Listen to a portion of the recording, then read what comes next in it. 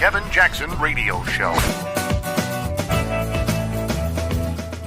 What's up, everybody? Kevin Jackson here. It's the Kevin Jackson Show. KJRadio.com. I could not be more thrilled to have you with me.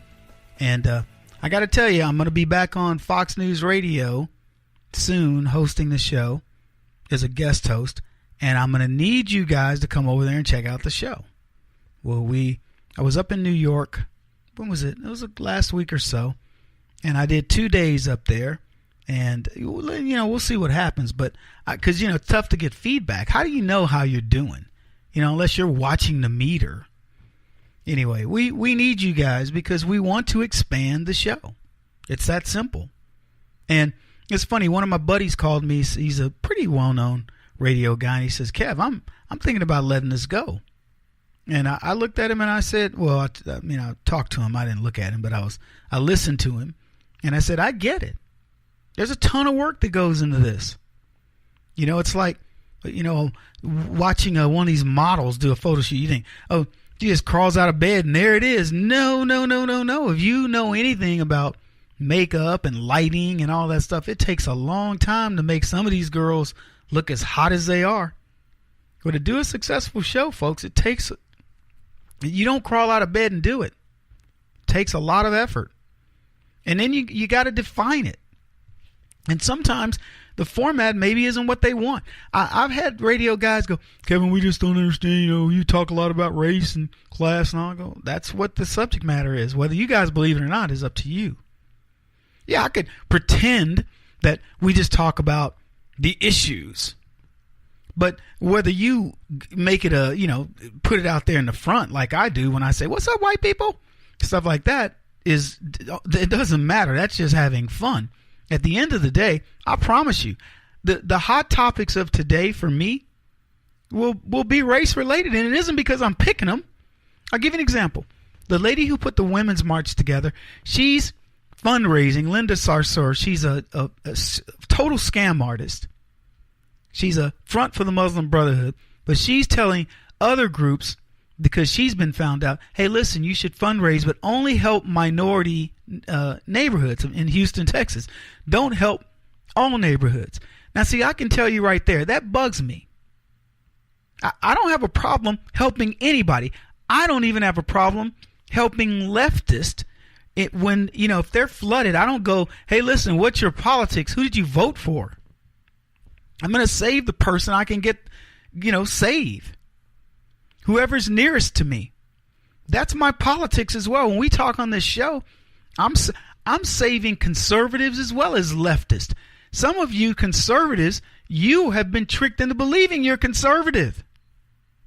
You're not fully conservative. Much of the time you act like liberals.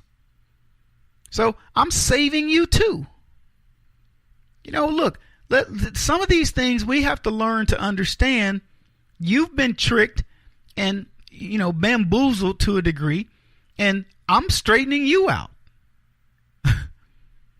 So if there is the occasional leftist that does a drive-by and listens and gets mad for a while and then comes back and goes, you know what, you're right, Kevin, I must say I've been listening to you for 2 years and you have saved my life. You finally told me. I get it. But I'm also bolstering some of these conservatives who have screwed up concepts. I'm a fiscal conservative, Kevin, but I'm a social liberal. Prove it. Don't get me in that discussion, because I'll prove to you you're a social conservative. And I want to cover these issues. Not just in radio, but if God wants it to happen and I have a TV show, I promise you I'm going to do a deep dive in these issues that are going to wake you up. That's what I want to do.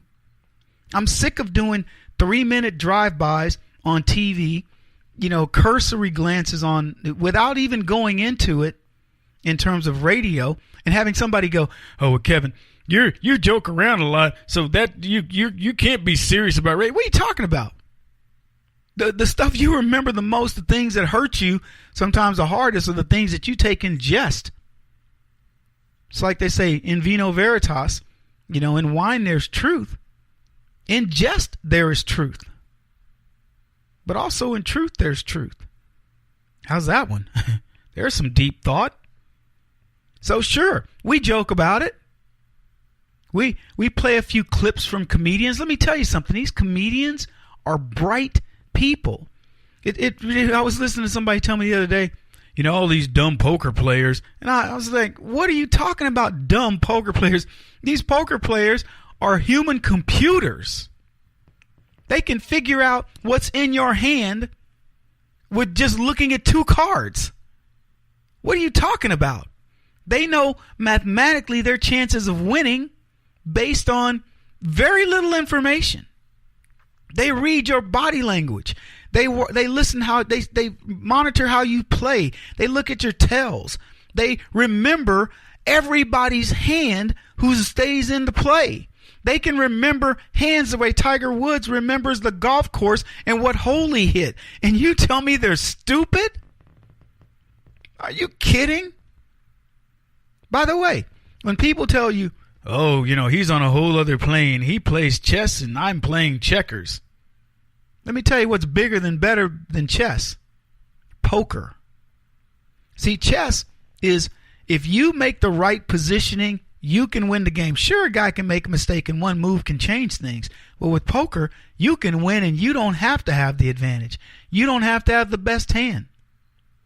It's got all kinds of other nuances to it that make it the ultimate game. Why do you think it's so popular?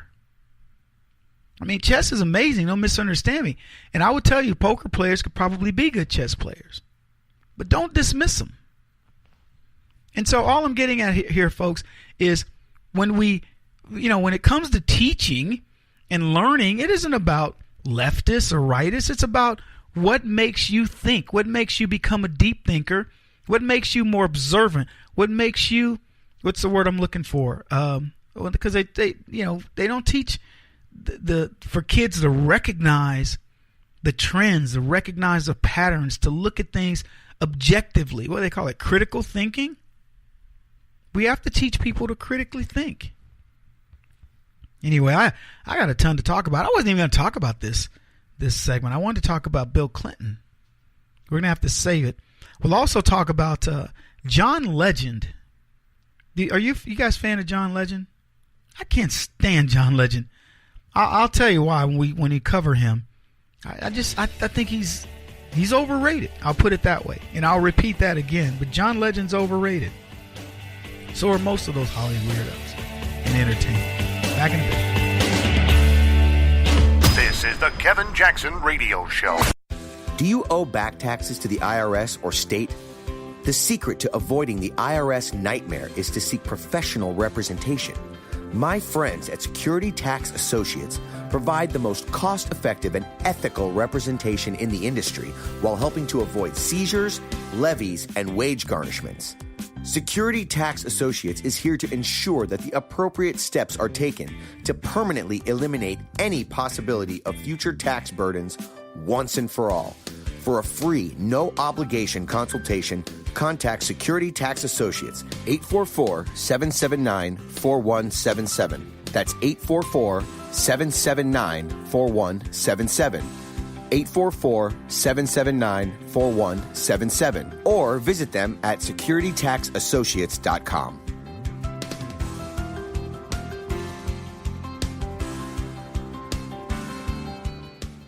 Beth Cook Moranville, author of Closer Than Your Breath, a book of hope. Hope, that wonderful, wonderful four-letter word that you may feel completely out of. I wrote this book to give you great hope. It's not too late. If fetal position is an all too familiar place for you, I understand. If the next 60 seconds are too long, this book is for you. Wherever you are right now, whether you're dealing with divorce or death or sickness, take hope. You are going to make it through this pain. Don't roll your eyes. I've walked this road and I know it. The best is yet to come. Closer Than Your Breath, a book of hope from author and speaker Beth Cook Moranville. Can be found on Amazon.com or Kindle.com. For more information, visit closerthanyourBreath.com or on Facebook at Closer Than Your Breath.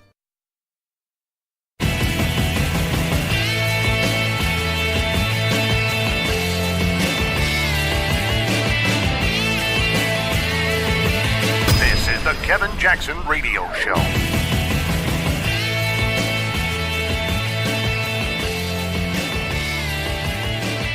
It's very simple, people. Welcome to the Kevin Jackson Show. KJRadio.com. 844-551-8255. It is very simple. Politics boils down to race and class. Political races boil down to two things: people and money. That's the simplicity of it all. If you understand that, you understand you've got the secret decoder ring. So that's what I was trying to say in the previous segment is, when these radio guys come to me and we talk about the show and they want, they want white bread, the way I look at it. Hey, Kevin, formulaic, hey, it's top of the hour, this, that, and the other, and we've got traffic report, and oh, by the way, hey, let's take a few callers and see what, okay, fine. That to me is I'm completely disinterested in that kind of radio. Do I like callers? Absolutely. But I want subject matters that matter. Deeper dive. Anyway, I was going to talk about Bill Clinton in the first segment and that lost my train of thought, which I'm prone to do from time to time, but he looked like death eating a cracker. I mean, whatever Bill Clinton is having these days, avoid it. Stay away from it. Steer clear, okay? This guy looks horrible. I saw this. It was probably 3 weeks ago. They had some Clinton thing. Maybe he was doing something with Bush. And, I mean, they caked the makeup on him. And I'm just telling you, folks, they couldn't hide. They couldn't hide. What's that? You can't hide your lion eyes, the Eagle song. They couldn't hide his evil nature. Maybe years of raping women has finally caught up to this guy. As the saying goes, though, karma is a witch, but Bill Clinton raped her. Karma's crying at the police station. Yeah, Bill Clinton. I got too close to Bill Clinton. Anyway, I hope Bill Clinton doesn't have Obamacare because he's doomed. This guy looked horrible. Don't believe me? Google pictures of Bill Clinton. I mean, I can't describe. I'm sitting there at a loss for words. Nose super red, blotchy red skin, pasty where it isn't red, it's pasty white, and he looks horrible. Now look, the dude's old, and he's an old white dude. I mean, let's face it, black don't crack, but Bill Clinton did. And I think that it's years of worry. And who knows? He's a filthy rich old white guy. He's supposed to be able to fight Father Time, taking all kinds of stuff. At Rape Island where they hang out, that Jeffrey Emmelt or whatever his name is, he's got all kinds of doctors there for virility. They got the blue pill. They make all kinds of stuff up there to keep these guys going while they flying these youngsters, these young girls. Anyway, these rich old white guys, they age better than all the other people, including black people. Look at Sean Connery. I'm not putting him in the category of lecherous Clinton, but I'm just saying Connery's like 95, but he looks 60. Yeah. For 35 years, Sean Connery never aged. Same is true for Trump. Think about it. Trump acts like a dude in his 50s. If I'm lying, I'm dying. Come on, seriously. What do y'all say? 60s? What is Trump like? He's 70. All right, I'll get it 60. He's a decade plus younger. Look, I'm sure Donald Trump, he takes off his clothes and you see a 60, 70, 65, 70-year-old man, whatever it is. But when Donald Trump is moving about and he's doing stuff, he looks like an able-bodied dude. He reminds me of, who's the dude in City Slickers? Or played Curly? Jack Palance. Jack Palance was a strong old dude up until he died. Jack Palance he'd have stomped a hole in you. I'm going to leave it clean for radio, but he'll stomp a hole in you up until he was 80. You better not even mess with Jack Palance. There's some old crusty guys, man. You leave them alone. Anyway, Donald Trump's one of those guys. I think Trump is older than Clinton. Honestly, I don't know. Look it up. See who's older. But you'd never know that Trump was older than Clinton, because when Trump was, they were handing him stuff, to put in the trucks for Harvey. He was like, whoop, whoop. And the guy was like, give it here. You're just throwing that stuff in the truck and looking young. Good for him. I'm glad. That's why he got that trophy. Why? You got to look. He's got, what's this kid's name? The youngster? The young boy, Bannon or something. I don't know. It's not Bannon. Anyway, it starts with a B. But he's got like a 12-year-old kid and a trophy wife. Donald Trump might live to be 150, but not Bill Clinton. Trump looks like Clinton's younger cousin. Act like a 50-year-old, and Bill Clinton looking like a white raisin. He does. He looks like a white raisin. He's all shriveled up, and I'm just saying, man. And I bet you would not want to look at his health report. Just saying, man. Bill is, whoo. I saw that picture. It was scary to me, and I don't even care about the man. And his age shows him more than just his looks. Now Clinton's mannerisms sort of manifest his age. He was with George Bush. He had a voice that sounded like a 90-year-old man. And Clinton, we whispered out his commentary. Like this here. And then I watched the video. Towards the end of it, you can see his hand shaking. Like he's got Parkinson's. And I'm just saying, I mean, look, to each his own. But thank God for makeup. Because, makeup for me is optional on TV. When I do remotes, I don't really care if they put me in makeup. When I'm in studio, they always require it. Like if I go do Outnumbered or something like that. So, and admittedly, it makes me look good. I mean, that's what it's supposed to do. But I still look like myself. Bill Clinton, if you take his makeup off, it's Oprah Winfrey under there. I'm just saying, it could be. Oprah is to say she has a makeup artist. Forget the makeup. She has an artist do her face. They just, who do you want to be today, Oprah? And they just paint it. It's the same thing with Bill Clinton. I'm just serious. You got to see it. You can see sores on his lip and his face. If you look closely, you can see Clinton chewing on his tongue. Kind of doing this here. Mm-hmm. I realize life with Hillary Clinton is no bed of rose petals. I understand. But chewing your tongue? I mean, he's so used to biting it, he just continually chews it now. It's that to not have to speak to Hillary, that's probably why he's biting on his tongue.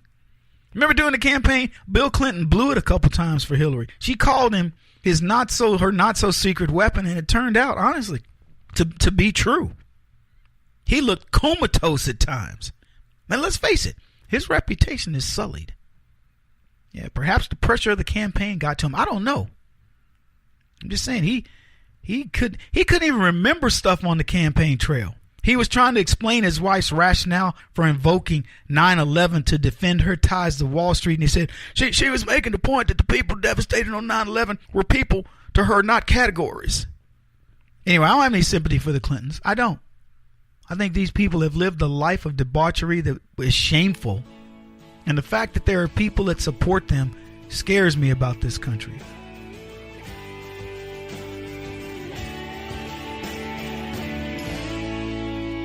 This is the Kevin Jackson Radio Show.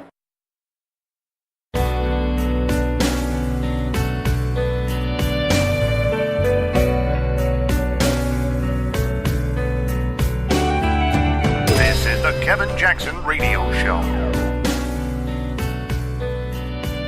Welcome, everybody. Kevin Jackson here. It's the Kevin Jackson Show. KJRadio.com. My latest book, which is not, it's unfortunately, I haven't written one in a while, but the one that's most recent is called Race Pimping. And it's certainly applicable to everything that goes on every single day in this country. Black Lives Matter, somebody calling Trump a racist, calling you a racist. And most recently, the guys that I despise the most, they want to call you a racist, the entertainment community. People who can sing or play an instrument. What makes them believe that they're any more relevant than anyone else? They're not brain surgeons. They're not rocket scientists. They're not amazing thinkers. They're just people that can put chords together melodically, or their vocal cords work in such a way that we go, look how pretty that is. And suddenly they think there's something special. It's the same with actors. People that fake being other people for a living want to tell you how to live reality. It floors me. And we buy into it. You know how? By buying into it. We buy their downloads. We buy their CDs. We go to their stupid films. We buy their books. We listen to them. We buy the magazines when people talk about, oh, I need to get the National Enquirer to find out what bikini so-and-so wore or who's divorcing whom and all a bunch of others. It's ridiculous. We watch their rich housewife. We create stars out of people that aren't even stars. Rich Housewife, The Bachelor, shows like that. I mean, it's amazing to me. I feel almost remiss. These days, it's like whoever can have a show, you feel like, well, what did I do? Oh, well, what's wrong with my life? You're too busy making a regular living. When I saw this show about this guy who's supposed to be rich, I forget the name of it. He's got a spin-off show.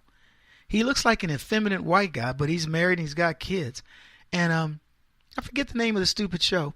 But it turns out he's broke. But they make it appear he's in this big house. I don't know how he's paying for it. Probably some Ponzi scheme. But anyway, we make a star out of this guy.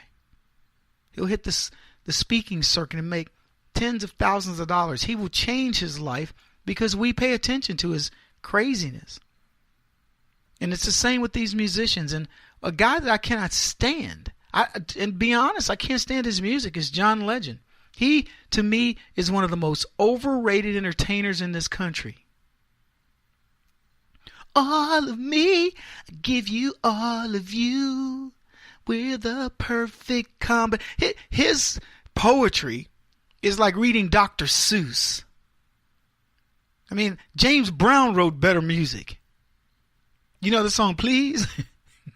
Y'all are too young to remember Please. Please, please, please, please, please, please, please. I tell you what, I tell you please. Brown, with one word in a song, exuded more talent than John Legend has in his entire body.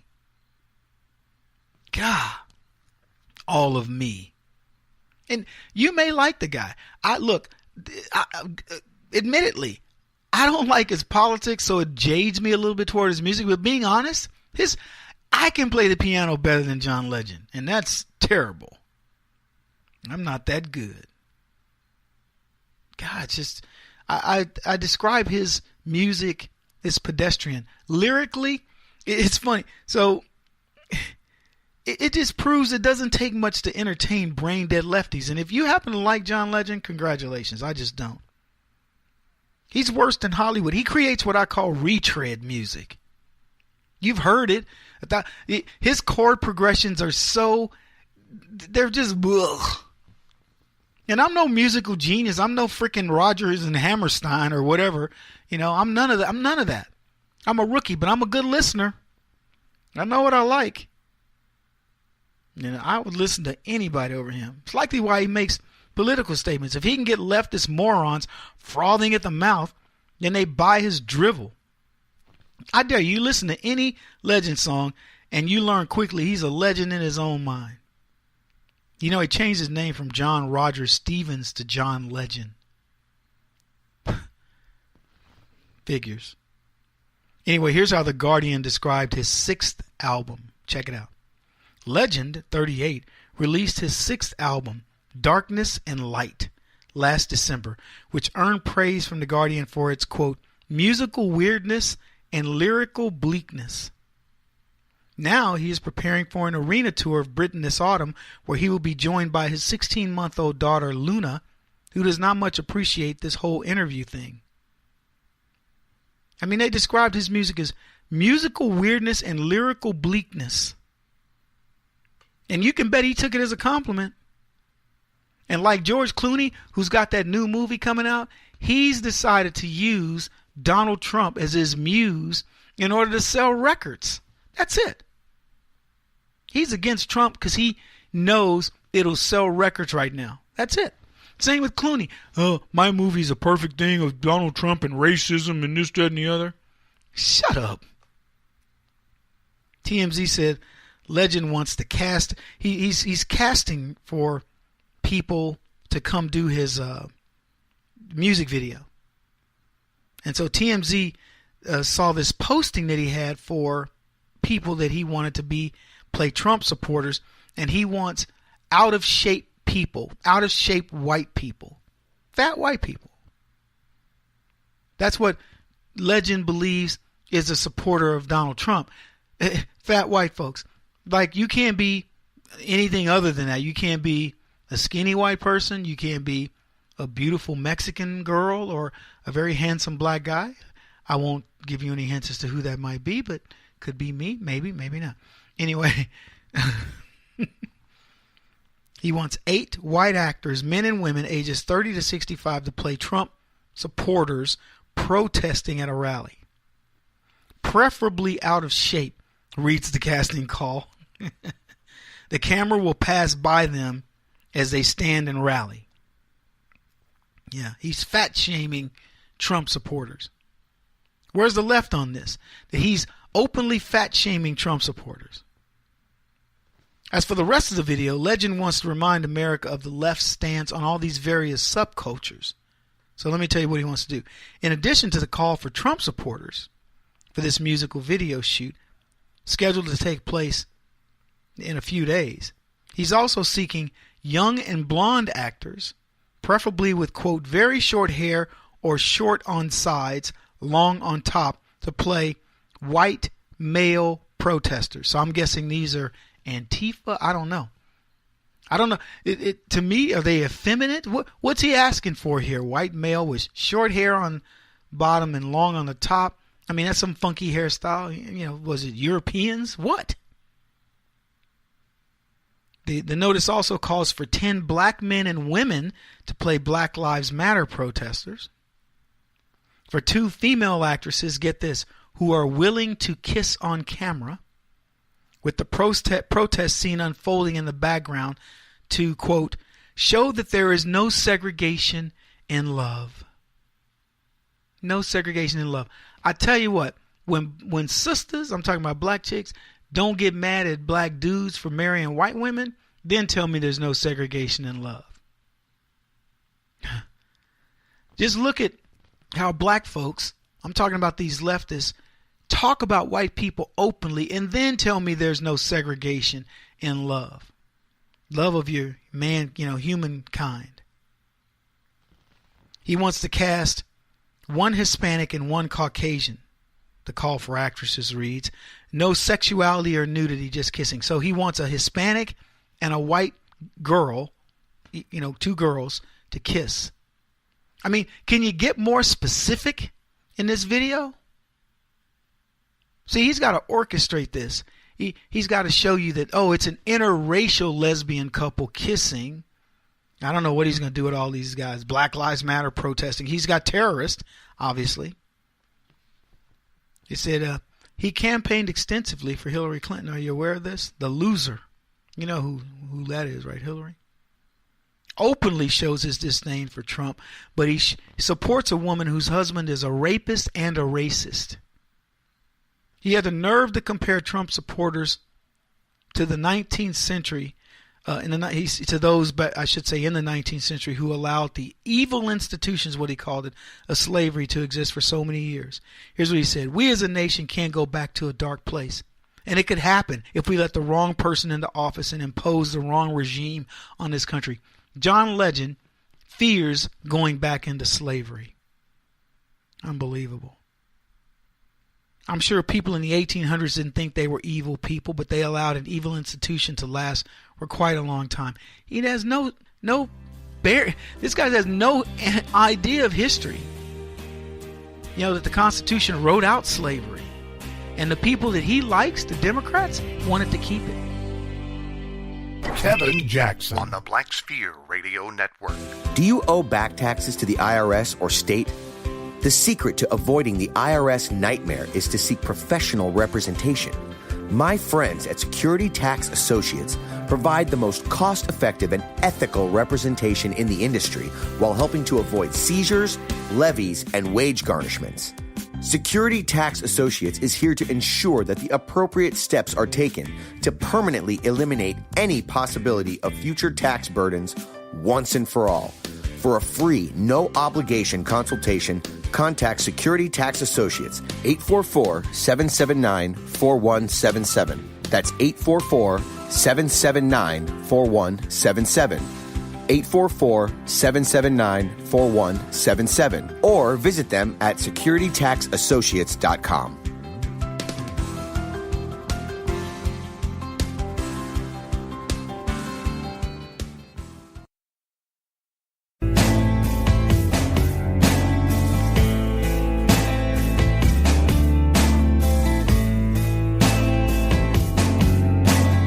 Putting an end to identity politics. This is the Kevin Jackson Radio Show. Welcome back, everybody. Kevin Jackson, it's the Kevin Jackson Show. KJRadio.com. Donald Trump is a pragmatist. You got to like the way this guy thinks. Sebastian Gorka, who's no longer with the administration, said that Donald Trump has the best instincts of most of the people he's ever met. He says the guy can figure out can look at a situation and respond better than, in his case, he says anybody. I happen to agree with him. And it's funny because when you know people like him, when you think about guys that have to make decisions that cost a lot of money, they're playing with their money, other people's money. They've got investors, they've got regulators, they've got all kinds of people breathing down their throat, and they have to, make a quick decision. But it has to be balanced. It can't be whimsical. And Trump makes these quick decisions on the fly. During the campaign, I bet you there were many people that said, Donald Trump, you need to do this, that, or the other. How much coaching do you think this guy got that he completely ignored and followed his own instincts in the campaign? Which I will tell you is the reason he won. I've worked with enough campaign people to tell you if you listen to them, you have a recipe for failure as a Republican. You can't listen to them. I had a friend who almost became governor of Missouri, but he wouldn't listen to me. Instead, he listened to his politicos. And these are people that don't have a vested interest in, they just run campaigns. They don't even keep score. It's not about winning and losing. So their instincts are generally wrong. Or they don't know how. They go, we'll spin this. They don't even know how to spin something. You know how you spin stuff? You spin it with the truth. So and so, did you ever, have drunk driving, even though it's not on your record or what? You go, yeah, I did. Absolutely. When I was 23, I drank too much. I got in a car. I got pulled over, arrested, used my clout to get it off my record, and I haven't drank since. That didn't happen to me, but I'm saying if that were a question, I would say sure. And I will venture to tell you, there's hardly a person out there that hasn't put themselves in a similar circumstance. The only difference is they didn't get caught. And had they gotten caught, they would have done everything to get it off their record, not because they were trying to get in political office, but because you're embarrassed. See, the truth works. You don't have to spin. Tell the freaking truth. Donald Trump, you've been bankrupt. Yeah, you're right. Went bankrupt. Followed the rules, took advantage of them. Went bankrupt. Now I'm worth billions of dollars. I was in with some unscrupulous people. They lost money. I lost money. But you know what? We're no worse for wear, etc. I wouldn't have used that excuse myself. He came back later and said, yeah, but I'm okay. Out of the many companies I built, 4 of them went belly up. Hundreds of them are active. So big deal. He didn't back away. Instincts. But see, we make it sound like it's such a big deal his instinct. Maybe to Gorka it is. And I'm telling you, Trump's instincts are good because in business, you have to hone those instincts. You really do. But in politics, you want to know what the best solution is? Tell the truth. It really is that simple. Most people go, you're right. I have a cousin like that. Oh, my dad had the same thing. My mom, whatever. My brother. They know, they get it. But no, politicians don't want to do that. They want to come off perfect. Republicans especially, holier than thou. And people get it and they don't like it. Donald Trump's like, yeah, been divorced, sure, twice.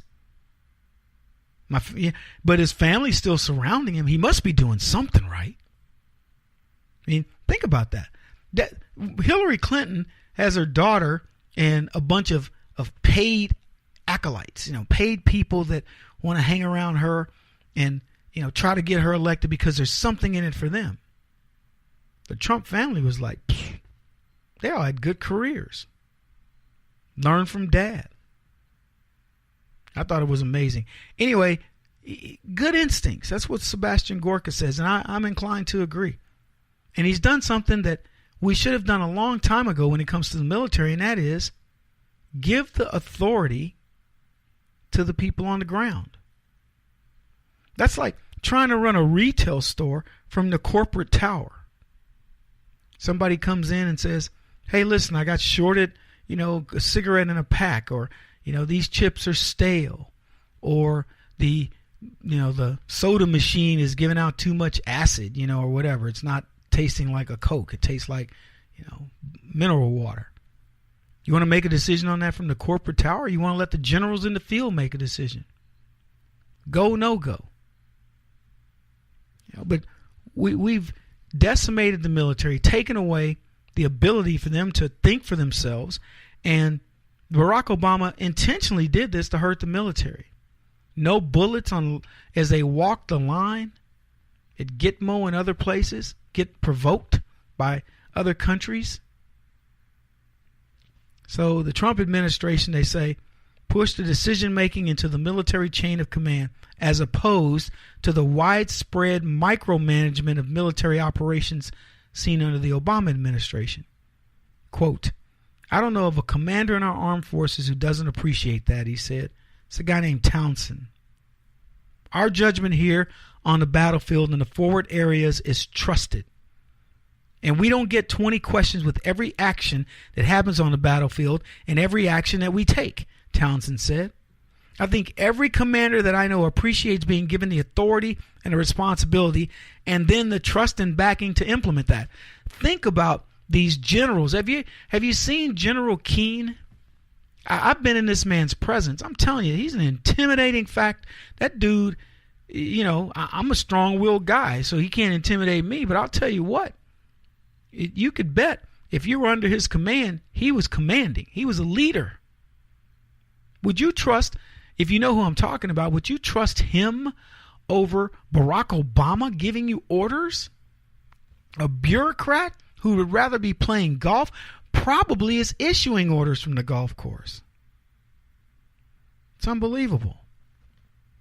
U.S. Special Envoy to the Counter-Islamic State Coalition Ambassador Brett McGurk told reporters in early August that gains against ISIS have dramatically accelerated under the Trump administration, highlighting the terror group's loss of territory. You know why the news doesn't want to tell you how much Trump is winning against ISIS? You know the answer. They can't let you know he's more effective than Obama. I told you guys the other day, slow troop buildup, nothing fancy, nothing big, being judicious about what he's going to do, listening to the generals. That's what Trump is doing. President Donald Trump repeatedly emphasized the U.S. rules of engagement were too restrictive in the ISIS fight during the 2016 campaign. Throughout the early months of the presidency, he has loosened the rules of engagement and launched dozens of drone strikes under looser authorities. He's giving the power to the people who know what to do with it. Donald Trump doesn't need to micromanage a war. He's got amazing thinkers. He's surrounding himself now with generals. I can't tell you that I'm happy with McMaster's. I'm not. But I'll tell you this. Of everybody that's in the Trump administration, I'll take any of them over Barack Obama picks. Any of them. You can't be worse than a Barack Obama, person in his administration. You couldn't pick worse. For me, the minute Barack Obama picks somebody, it's like, They're done. Civilian life over. Cannot get a job. They wrote this. There's a sense among these commanders that they are able to do a bit more, and so they are. This is what a U.S. defense official told the Wall Street Journal in April. In April, we escalated against ISIS. Most people aren't even aware of this. Donald Trump has been, you remember what he said? I'm going to run them off the face of the earth. And let me ask you, how many, first of all, there have been no attacks in the U.S., and knock on wood, let's hope there never are anymore. But how many ISIS attacks are you hearing about over the past month or so? Trust me, they're still out there, but they're relegated to Middle Eastern countries for the most part. We had a couple of attacks in Britain, but for the most part, these attacks are going to start to wane. You're going to see the wins. This is what Trump promised. But the left doesn't want to remind you of that promise because it'll be it's a reminder of how effective the guy is. So the generals are happy. We're a little bit safer. We still got North Korea to deal with, and we'll talk about that a bit. And we still have Iran to deal with. But at least we have somebody who genuinely cares. Kudos to Trump for doing the right thing and giving authority back to the generals.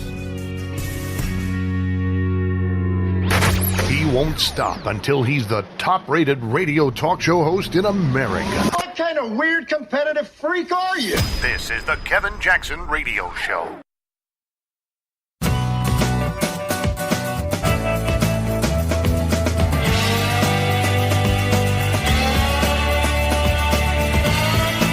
This is the Kevin Jackson Radio Show. Welcome, everybody. Kevin Jackson here. It's a Kevin Jackson Show. KJRadio.com, 844-551-8255 if you want to call the show. Hey, look, I am in the process of trying to get back to Salem, Oregon. Nothing's finalized yet, but we are in the works. As soon as we know more details around that, I will let everybody know. I am thrilled at the possibility of getting back there. And for the record, if you do want me in your market, let the station know that where we're broadcasting, where you're hearing the show, and we'll try to get something set up. I love coming out and visiting with the folks. So anytime, would love to do it. Let's just contact me at kjradio.com, and my folks will get it all set up for us. And it's a thrill for me. So don't think of it as you're doing, it's not me doing you a favor. It's us doing each other a favor, because I love getting out there and the outpouring of support for the work that we do here. And I truly appreciate you guys. So let's make that happen. I want to begin this hour talking about Obama's record, 8 years of war. The guy who got the Nobel Peace Prize and said that we would be out of these various wars, and we are still in the wars. And I got to tell you, I feel confident that Donald Trump is going to evaluate these wars that we're in, and he's going to take care of them. Think about, I haven't heard much about ISIS, and I think we're going to cover that later this week just to kind of get an update on what's going on with ISIS, because right now it appears we're winning. And I talked about it earlier in the broadcast where Donald Trump says, I'm going to chase ISIS, I'm going to eradicate them or kick their butts off the face of the earth. And he's suddenly doing it. So we're going to chronicle how things are going with ISIS. The other thing, lowest economic growth in American history. That's what we had under Obama. Are you looking at this economy, folks? I'm going to get more into this when I start discussing what's happening in the temperature of D.C. It's suddenly getting a little bit warmer for Donald Trump. It's less cold. And it's going to shock you what we talk about, the people who are starting to come on board with Donald Trump. So we're going to talk about that. Record number of mass shootings. You guys have heard me talk about this. The number of school shootings in the era of Obama has been redonky-donk. It is ridiculous. The number of mass shootings in the general public is, the numbers are staggering. It's almost like when I compare the decade by decade of terror attacks in the United States, and you see how many happened in the 70s, the 80s, and 90s. If you look at how many mass shootings there were in the 70s, 80s, and 90s, and now what we have under Obama, in the 8-year period of Obama, it will blow your mind. As well as the number of people on food stamps. I mean, we talk about this all the time, but we have a government under Obama who actually bragged to the UN of the number of people we have on our food stamp program. They sent a report to the UN bragging about this. I mean, when you want to think about perspective, I want you to understand that you have a government that measures itself, pats itself on the back at a time when we increased our food stamp rolls by 16.7 million. They're patting themselves on the back. Yeah, look at what we did. See, they looked at it as, we're so wealthy, we could absorb those people on food stamps. Congratulations to us. You know, that we were willing to go trillions of dollars into debt so we could let a bunch of lazy people stay off work in an economy where, quite frankly, the government couldn't create any jobs, at least good jobs. But we created an environment where people say, you know what? I'm not going to go out there and forge ahead for myself and my family. I'm going to take from others. I'm able to work, but I'm not going to take that menial job. It's beneath me. Let me ask you this. If your kids are starving, would you work? Would you go out and say, you know what? I'll go get a job. We'll scale back. We've done it before, folks. I don't know about you. I know I have. And I suspect most of you have. But instead, what the left does is they go, oh man, the government didn't take care of me. And when they lose their don't misunderstand me, your unemployment benefits are yours. But once you go off unemployment, when that runs out, you're now at the behest, at the welfare of other people. And you know what they did? They extended it. Barack Obama extended welfare. And then from like, I don't know how many months, but it was up to 2 years. Don't do anything for 2 years. Then after that, they started claiming disability, and people are staying on disability. They found the ruse of the loophole in the system, and they took advantage of it. They took advantage of you, and they've been trained to do this. How sick is that? I mean, I want you to imagine the frontier days when a farmer got sick or lost a crop or whatever. What did he do? How did he forge ahead for his family? How about we get that sense of urgency about ourselves and stop being dependent upon some centralized government to take care of everything? Should it be easier? Absolutely. But we shouldn't be dealing with, just abject, lazy people. People that will tell you to your face, I'm not working. You will pay for me. What about the insurance cost of Obamacare? That's what Barack Obama gave us. What about a national debt that he doubled, more than doubled? I mean, it's ridiculous. I'll cut the budget. He cut a budget that was already 3 times higher than it needed to be because Bush had expanded the budget. If I can't cut the deficit in half, well, anybody could have cut the deficit in half after Bush. He added over, $1.5 trillion new dollars to the deficit. He gave us the worst rioting since the 1960s and the worst race relations since then as well. There's hardly a major city in this country that hasn't been touched by some leftist group. Antifa, Occupy Wall Street, Black Lives Matter, you name it. KKK. Think about it. Cleveland, Baltimore, Atlanta, Berkeley, California, Missouri, St. Louis, Chicago, you name it. There's been something. He's given us racial strife. And you name it. He increased the gap between the rich and the poor substantially. The guy who says he was going to make a difference between Main Street and Wall Street, and he was going to, go after the venture capitalists, blah, blah, blah. Look, I don't care.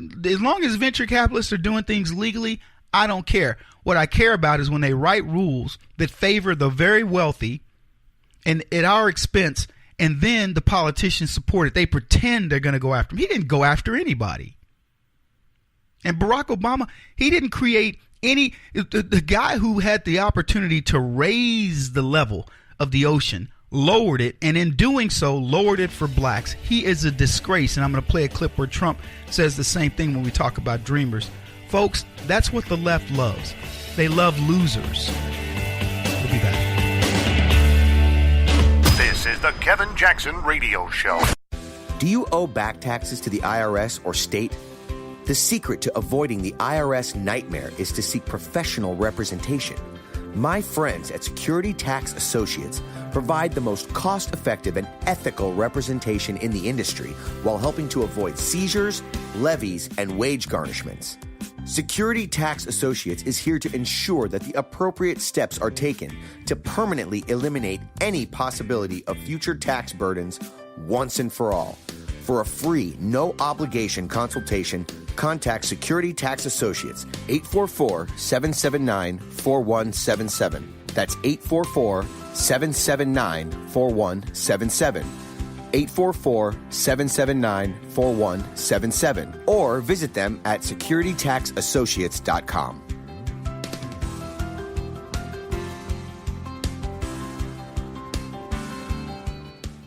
Beth Cook Moranville, author of Closer Than Your Breath, a book of hope. Hope, that wonderful, wonderful four-letter word that you may feel completely out of. I wrote this book to give you great hope. It's not too late. If fetal position is an all too familiar place for you, I understand. If the next 60 seconds are too long, this book is for you. Wherever you are right now, whether you're dealing with divorce or death or sickness, take hope. You are going to make it through this pain. Don't roll your eyes. I've walked this road and I know it. The best is yet to come. Closer Than Your Breath, a book of hope from author and speaker Beth Cook Moranville, can be found on Amazon.com or Kindle.com. For more information, visit closerthanyourBreath.com or on Facebook at Closer Than Your Breath.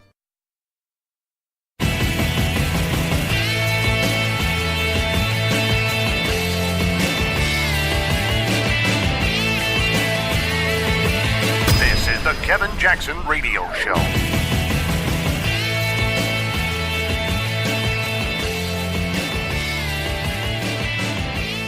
Welcome back, everybody. Kevin Jackson here, author of Race Pimping. You know what's funny?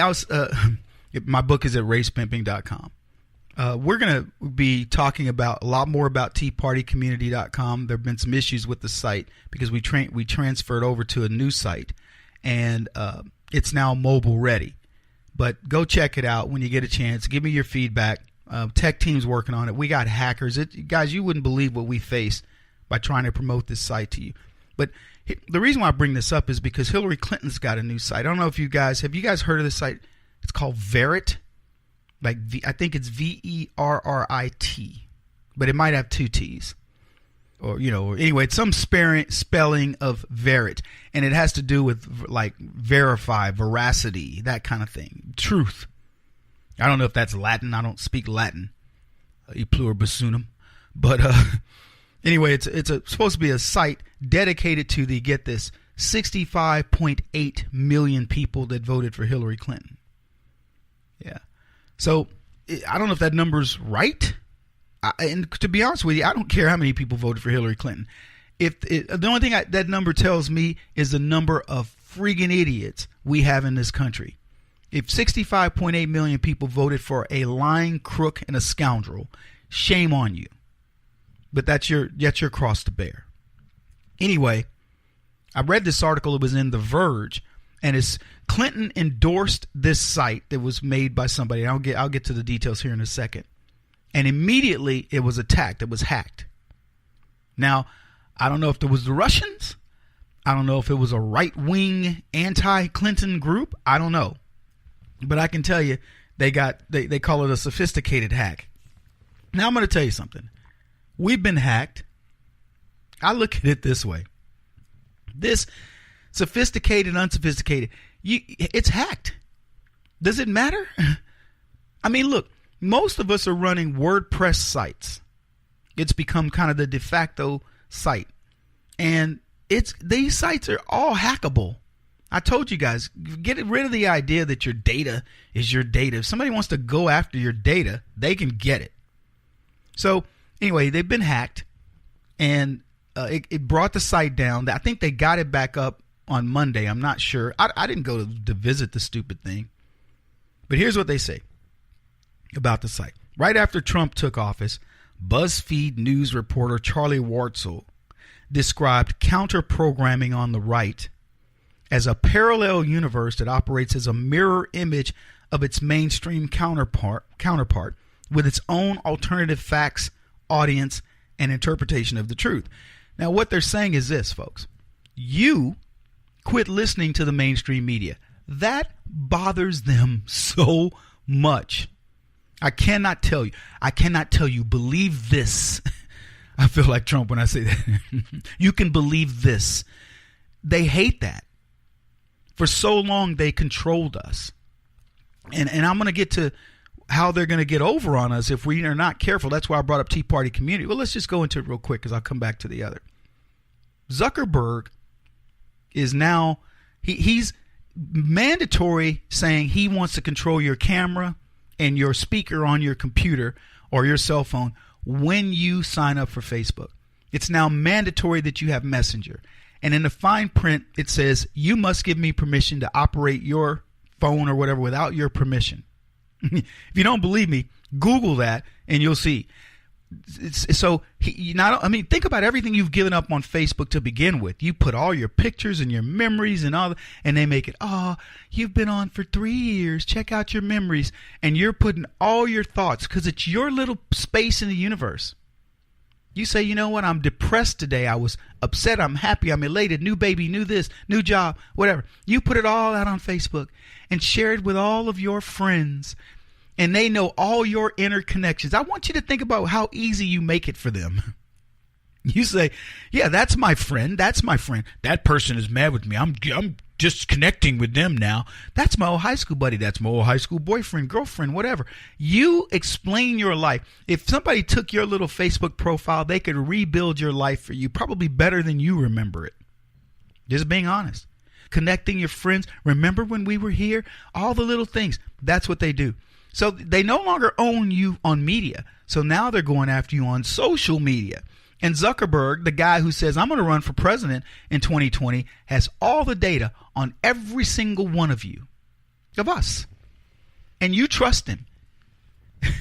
So anyway, they now want to get this site and let me go back to what they said. They said, you're the counter culture of media. You're creating your own media universe, and they don't like that. And they're saying that your media is not truthful in comparison to theirs. The fake news media is accusing you of being fake. You go out on, the Black Sphere, or you go out on Breitbart or the Daily Caller or whatever, and they're accusing you of being fakes because you want to know the truth, because you've become a sophisticated news connoisseur. You now can sense when something doesn't smell right. And they're going, they're on to us. So they said a new website called Verrit, it is Verrit, is that nightmare coming full circle. They say, while it might not have outlandish conspiracy theories or careless whoppers, though there's certainly plenty of that on the left too, they admit, Verrit is the counter programming to the pro-Trump media. So they're trying to counter you. An enclave for liberal thoughts that is proudly and explicitly for the 65.8 million people who voted for Hillary Clinton. It is the blue MAGA hat of websites. Now, I want you to notice a couple things. One, blue MAGA, blue Make America Great Again. They're stealing that.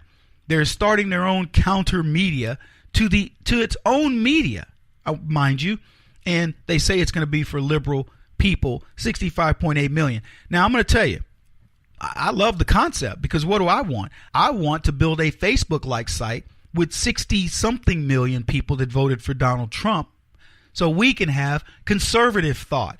The difference is ours is correct. And when I go into the next series of discussion, because I want to talk about how Donald Trump is winning, how you're winning, and a big hint to that when we come back in a bit. But I'm going to prove to you that when we put our thought processes together, the world takes notice. Because Tea Party community is a site of action. It's not words. It is community-based. You go out. We're going to have millions of people going out and doing things in the community. I'll talk about one thing that we did here to help a hurricane victim just briefly. We got their electricity back on. They lost their air conditioning unit and had a 90-something-year-old parent And we paid for that as part of Tea Party community to do our little part in Houston. And we're also sending wheelchairs and some other stuff. But that's the stuff we will document. And that's what's going to change the left on us. We're coming, they're looking at all these words, DACA and all these other things. Look at what they're doing. When they come back and they look at everything you do, when they measure you by your deeds, not your words, we will start to win. Anyway, this website was crashed. It isn't going to do well. That's my prediction. But Tea Party community, once we work out our kinks, it will do well. And you're going to help me with it.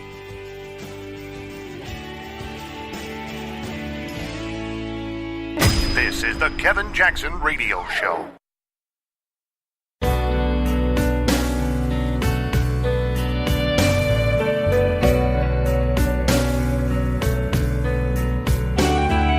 This is the Kevin Jackson Radio Show. Who are you and what have you done with Nancy Pelosi? What's up, everybody? Kevin Jackson here. Why did I say that? I say that because Nancy Pelosi has got a change of heart. I don't know what's going on. The Democrats apparently have a new message, a strategy, whatever you want to call it, but they're saying, at least Nancy Pelosi is, stop criticizing President Trump. I see it as a strategy. I think that they still have miscalculated Donald Trump yet again. I can't believe in my heart of hearts that Nancy Pelosi is now saying to herself, we have to go and stop being obstructionist. Recently, Pelosi surprised Democrats with this. Here's what she said. The voters don't want to hear us criticizing the president. Pelosi said that this was a choice. They made a decision. She is actually trying to show you some respect, some R-E-S-P-E-C-T. Find out what it means to me. Shoot. Nancy Pelosi, I don't know what happened here, folks. She went on to say this, and to criticize the president personally is to disrespect their judgment. So I say to my members, this is about what we're going to do. He says this is about what we're going to do. In other words, we have to stop criticizing Trump and start putting together our own agenda. Fine, put together your agenda. I agree with her. They got their new message, better, better, better. Make it better. She was speaking to the editorial board at the Denver Post, and she was discussing the Democrats' agenda, which, of course, ironically, is focused on the economy, which I'm just saying, look, if you're going to, there's only one strategy with the economy, because I'm going, what could your focus be? Democrats, you had the economy for the better part of 3 decades. You certainly had it the last decade, and you ruined it. Despite being obstructionist, Donald Trump has the economy humming. I'm talking about, folks, with people hating on him. Donald Trump gets up in the morning and goes, so what's all the negatives? And they go, the Democrats hate you. They hate you. They're trying to torpedo this. He goes, okay, great. Throws it away, and boom, what's he do? Hey, we're experiencing 3% GDP. Obama never was able to do that. We got unemployment at an all-time low. We're still creating jobs. The economy's robust. It's flourishing. And it's not even a joke. It's not even hyperbole in any way, shape, or form. And the media doesn't even cover it. Well, I shouldn't say that. The New York Times admitted that the economy is much better under President Trump than it was under Obama. I saw the article and went, what? They admitted it. CNN reported this. This was back in July. The President Trump has created as many jobs in his first 6 months than Barack Obama created in his last 6 months. Let me translate, folks. Here's the July jobs report. Employers added 1,074,000 jobs during Trump's first 6 months, 4 months in office. That essentially matches the 1,084,000 jobs created during President Obama's last 6 months in office. Both round to 1.1 million, and the 10,000 difference is well within the margin of error of the Labor Department estimates. So in other words, Trump in 6 months has done more than Obama in 8 years. And CNN dare not compare. I double dare them. They dare not compare these presidents' terms equally because, as you've heard come across my little lips, Obama lost 4 million jobs in his first 6 months. So do the math. Extrapolate that Obama lost 4 million jobs in his first 6 months and then supposedly gained 1 million jobs in his last 6 months. So that was his year, bookends. Donald Trump has gained 1 million jobs in his first 6 months. So if you extrapolate that, he's going to gain 100 million jobs or something crazy in his last 6 months.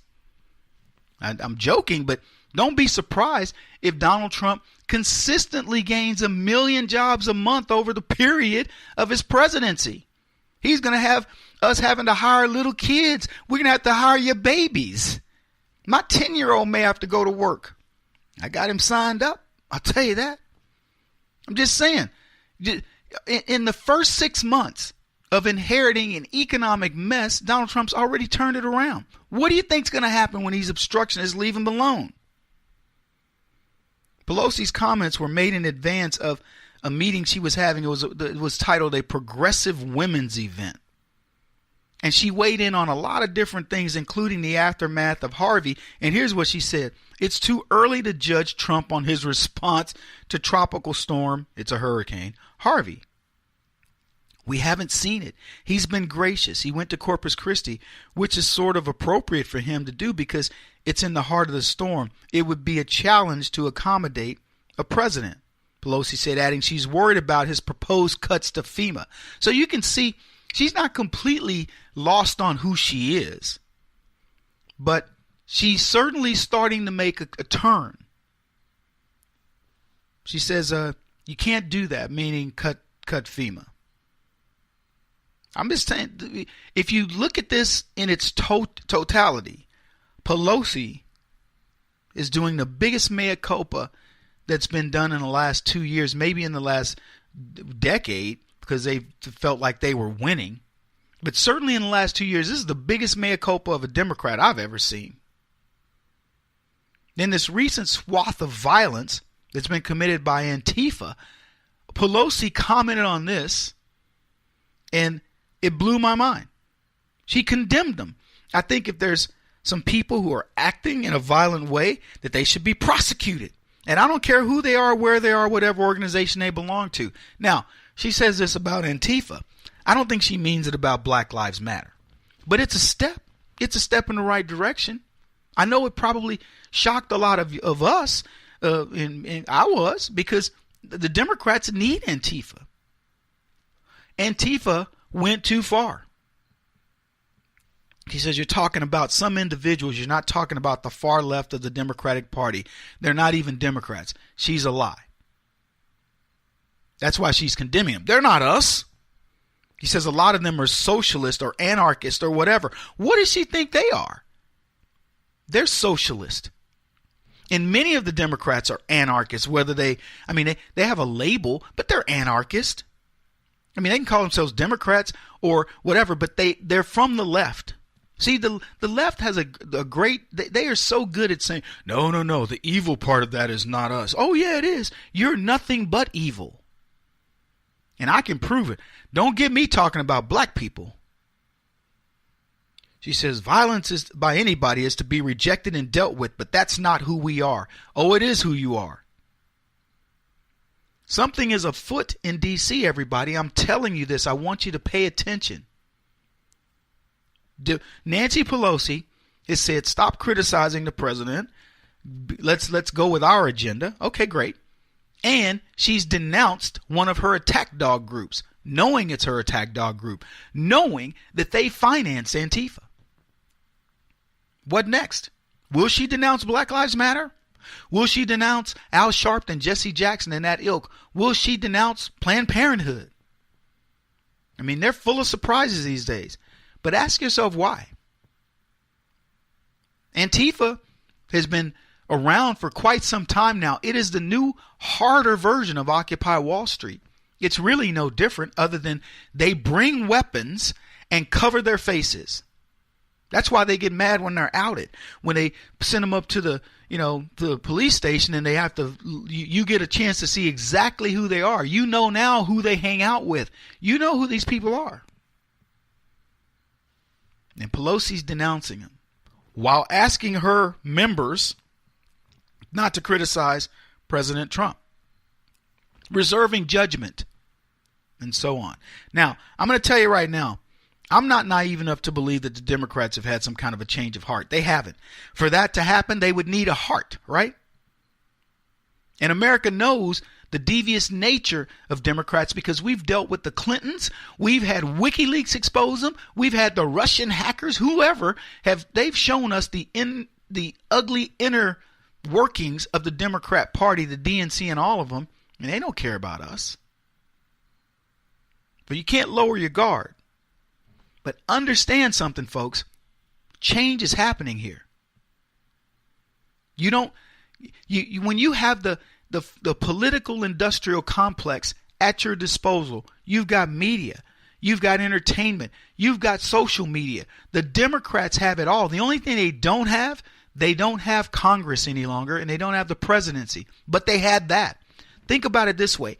They had every aspect of media except and the political industrial complex, including Congress, in the first 2 years of Barack Obama's presidency, and they lost it all.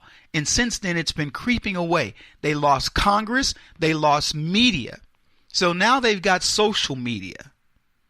But something's happening here, folks. And I'm telling you, you're going to remember, if you listen to this or go back and listen to this podcast on demand, you're going to remember this conversation I was having with you. Pelosi didn't change her tactics for nothing. Kevin Jackson on the Black Sphere Radio Network.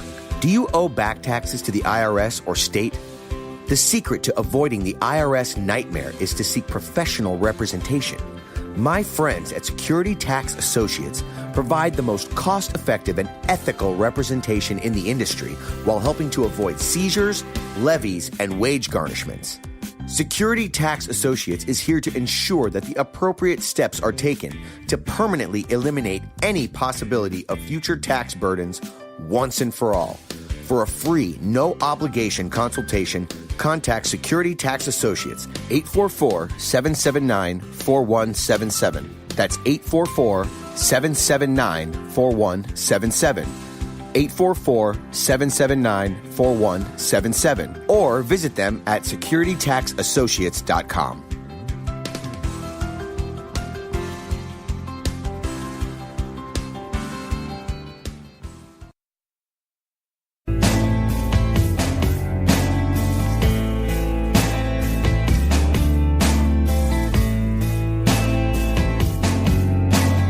Putting an end to identity politics. This is the Kevin Jackson Radio Show.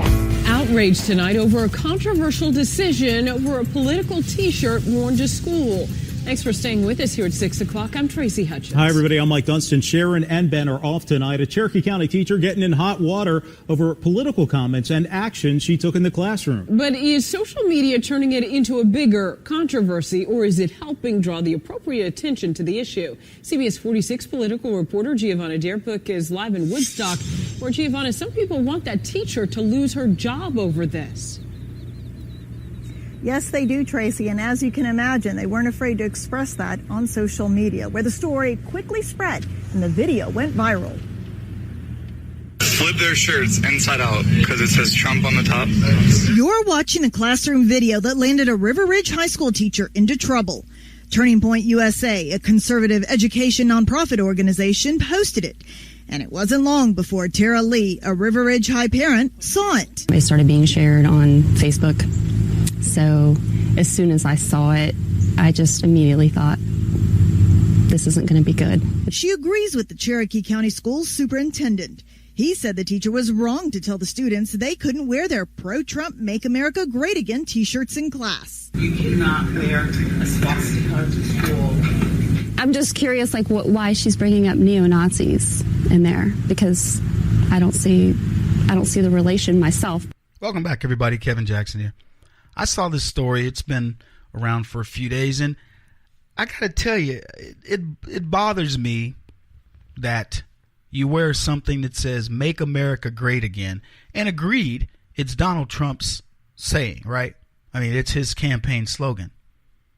But it's 4 words, Make America Great Again, that speak to who we are as Americans. I mean, what else do we want to make Russia great again? Make America great again. It's 4 words put together, that Donald Trump used. But what was Barack Obama? Change we can believe in. If somebody wore a change we can believe in shirt to school, I wouldn't be mad. I'd probably go, that's Obama's slogan, so you're probably an Obama person. But if you believe in that type of a slogan, who am I to tell you not to wear the shirt? The thing that's bothering me the most about this is that I would never have believed growing up that I would live in an America where if you showed patriotism towards your country, you get kicked out of school, potentially beat up. At the end of that segment, the lady has a shirt on and it just says something like it's like Memorial Day or something like that, and it's a flag. And she was like, I'm really afraid this shirt I'm wearing someday won't be allowed. It's a flag shirt that was honoring Memorial Day or Veterans Day or whatever. I think it was a Memorial Day. And I'm thinking, it's amazing to me to see the flag and to hold it in the esteem that I hold it in. And I think most of you. And to believe that people want to spit on it, they want to burn it, that Kaepernick wants to take a knee when we're honoring it. And ironically, people want to make him a hero. They see him as a guy standing up for rights. What are you talking about? I mean, talk about throwing our history out the window, what the United States has done to help the world. We saved the world against Nazi aggression. And the very people who did it are called Nazis here in America. Make America great again to this teacher. A math teacher, no less. Not even poli-sci, not sociology, not civics. Math. Says to a student, you got to turn your shirt inside out. You're saying, make America great again. Wow. Her political ideology leaking over into math class. It's happened before. I remember when I was talking about this subject years ago, and I said to myself, I'm blessed to have gotten an engineering degree because, the STEM programs, math is math, physics is physics. The laws apply the way they apply, and that's it. And so I don't need to hear, the political opinions or whatever. But what's funny is today, because education has become so corrupted with leftism, it doesn't matter what class you're in. You could be in wood shop, and the teacher is probably going to be lefty. It's just, it's sad to me. So, just think about this. And look, I don't want to overstate this. I really don't. I'm not trying to draw this out. I really am perplexed at how we've gotten to this point where people can openly say, I hate the flag, I hate America, I hate Make America Great Again, I hate America First. I remember when Trump first, he did Make America Great Again, then he came out with America First, and the left were like, why's it got to be America First? And I was like, well, what should he put? America Third? What would make you okay with Donald Trump saying something about America? Give me the number. America, she's just okay. It's a campaign slogan. And oh, by the way, it's nationalism. And what's funny, when you talk about nationalism with the left, the very first words out of their mouths, it's white nationalism. The people who have benefited in this country the most happen to be minorities, and they do nothing but complain. Like I said, look, I'm sure there's some amazing things going on in Africa. I've been there. I know there's some very wealthy people. I've sat with them, very wealthy. There's nothing about the country I want.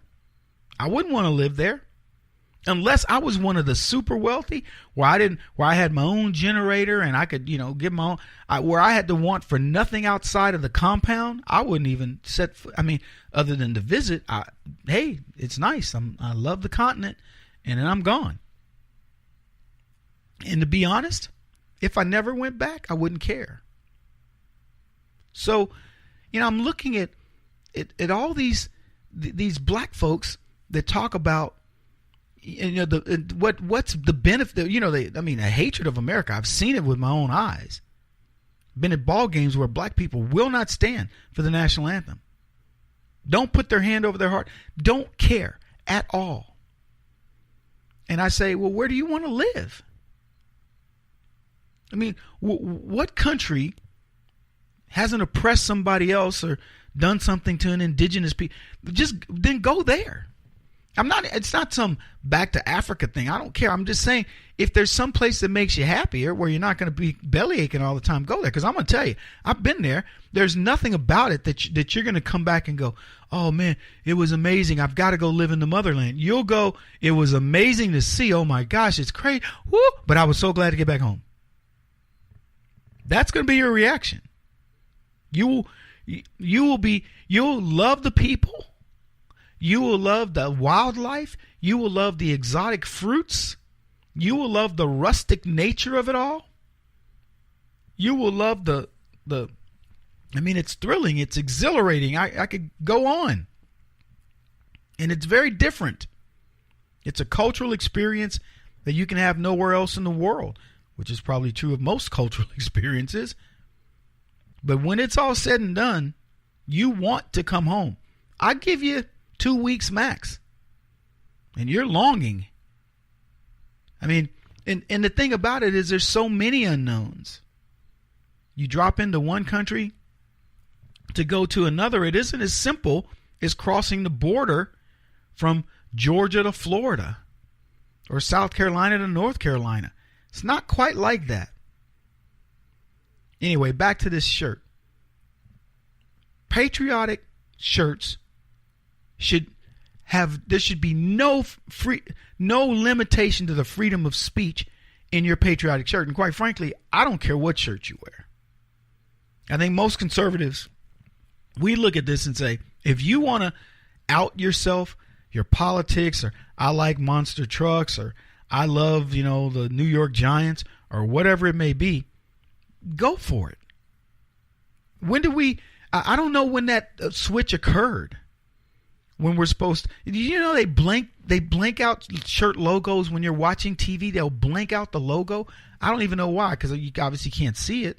But I don't know whether it's political or the group didn't advertise with them.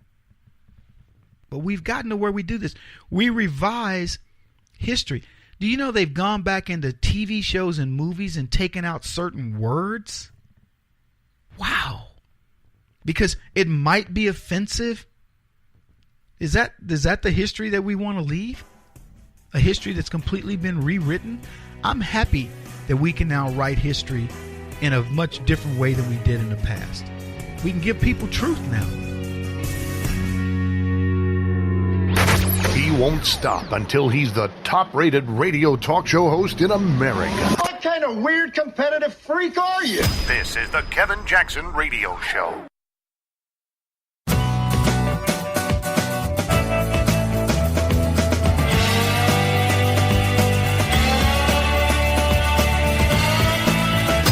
The Kevin Jackson Radio Show. Welcome, everybody. Kevin Jackson here. It's the Kevin Jackson Show. KJRadio.com is our website. You can also get a hold of us by phone at 844-551-8255.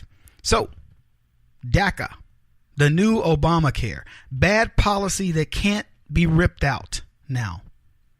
See, Barack Obama knew what he did was illegal. He couldn't do it, but he did it anyway. And now what are we discussing?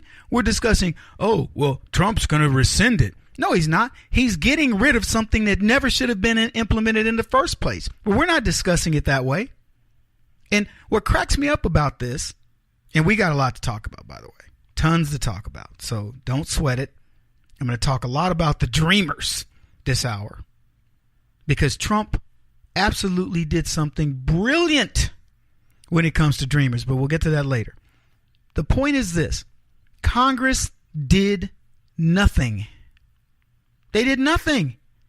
Let's play. There's a clip of Paul Ryan, and he's talking about this is, I think, in 2014, before Barack Obama implemented DACA, and he's saying it's illegal, he can't do it, and we've got remedies, and we'll do this, that, and the other.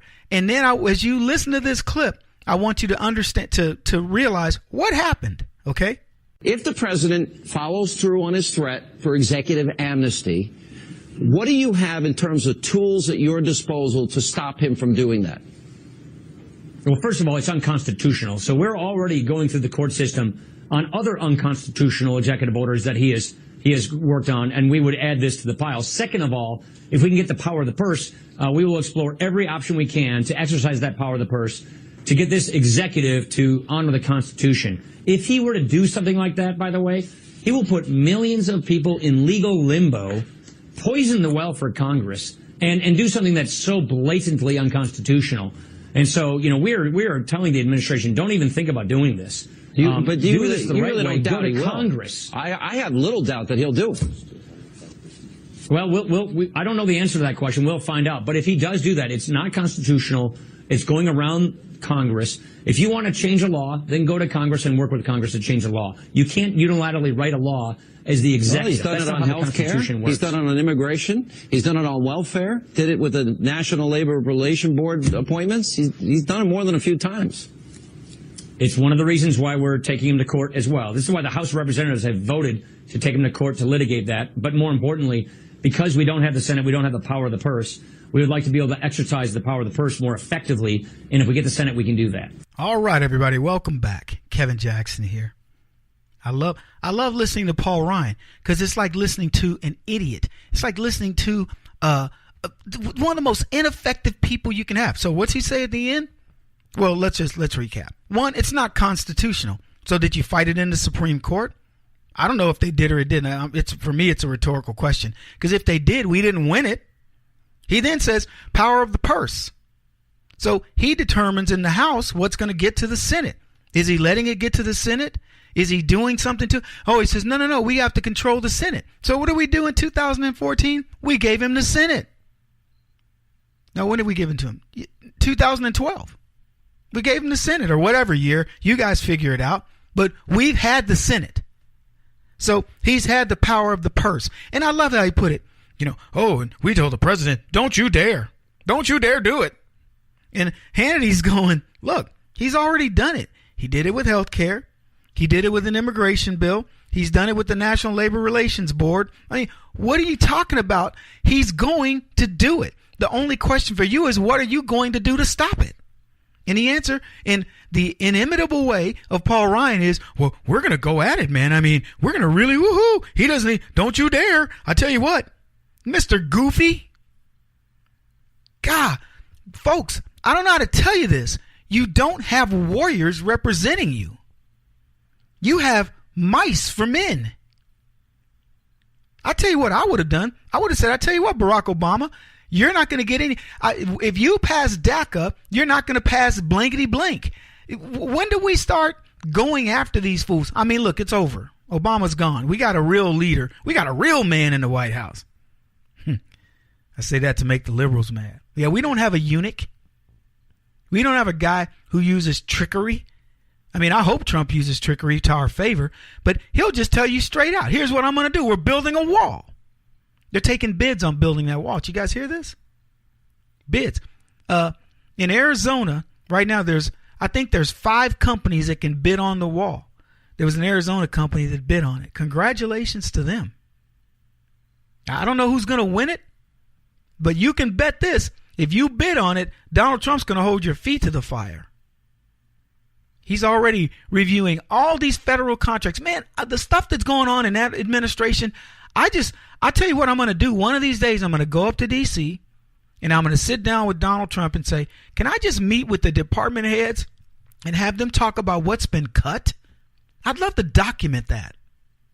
How much money the federal government wastes, what's been cut, give them my take on areas where they could possibly look into some other shenanigans and malfeasance and see what happens.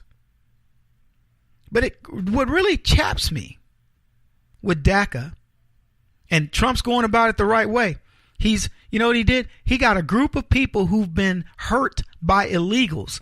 these mothers, these fathers, these parents, brothers, sisters, etc., are coming out saying, yeah, great. You want to talk about the dreamer? Let's talk about the dreamer that raped and killed my daughter. Let's talk about the dreamer that killed my kids in a DUI. Let's talk about the dreamer who, stole my vehicle, or the gangbangers who killed this or maimed that or whatever. Look, there's two sides to every story. And I think most of us, we completely understand that if you got ripped from your country by your parents unknowingly, and they brought you here illegally and didn't have the guts to tell you, shame on them. We understand it. And you know what I'm even willing to tell you? We could look into how to best assimilate you back.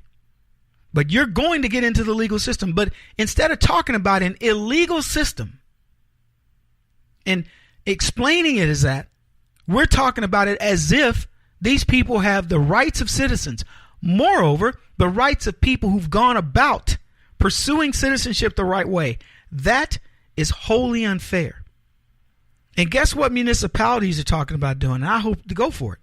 Andrew Cuomo says they're going to sue the president if the decision goes in the direction that they don't like, which, by the way, it's gone that way. So sue the president. But let me tell you, right now, they're in big trouble because it isn't going to work. It was illegal to begin with. This is the Kevin Jackson Radio Show. Do you owe back taxes to the IRS or state? The secret to avoiding the IRS nightmare is to seek professional representation. My friends at Security Tax Associates provide the most cost-effective and ethical representation in the industry while helping to avoid seizures, levies, and wage garnishments. Security Tax Associates is here to ensure that the appropriate steps are taken to permanently eliminate any possibility of future tax burdens once and for all. For a free, no-obligation consultation, contact Security Tax Associates, 844-779-4177. That's 844-779-4177.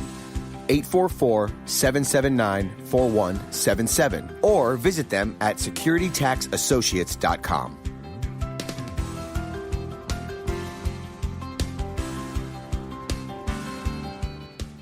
Beth Cook Moranville, author of Closer Than Your Breath, a book of hope. Hope, that wonderful, wonderful 4-letter word that you may feel completely out of. I wrote this book to give you great hope. It's not too late. If fetal position is an all too familiar place for you, I understand. If the next 60 seconds are too long, this book is for you. Wherever you are right now, whether you're dealing with divorce or death or sickness, take hope. You are going to make it through this pain. Don't roll your eyes. I've walked this road and I know it. The best is yet to come. Closer Than Your Breath, a book of hope from author and speaker Beth Cook Moranville, can be found on Amazon.com or Kindle.com. For more information, visit closerthanyourBreath.com or on Facebook at Closer Than Your Breath.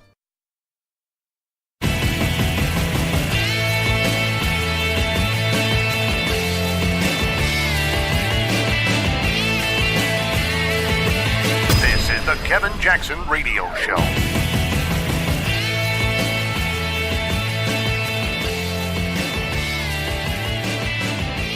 Welcome back, everybody. Kevin Jackson here.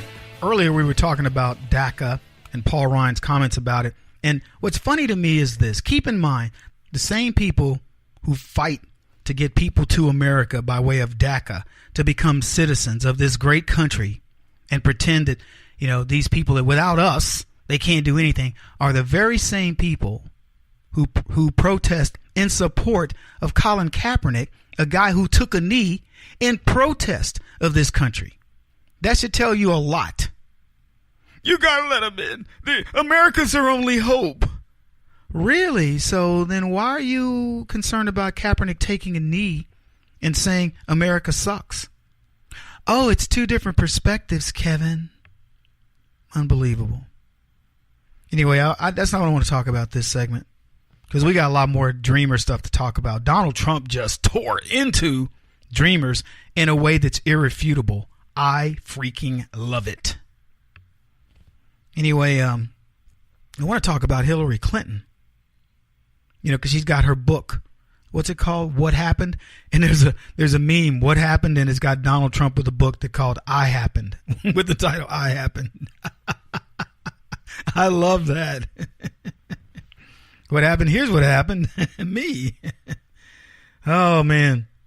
So, that back when Hillary Clinton lost, and she was just verklempt. Oh, my God. Whoa. She was just suicidal.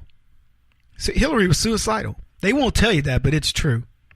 Then she emerged from her hole all apologetic for about a second. And then suddenly she was attacking Trump, and she hasn't stopped.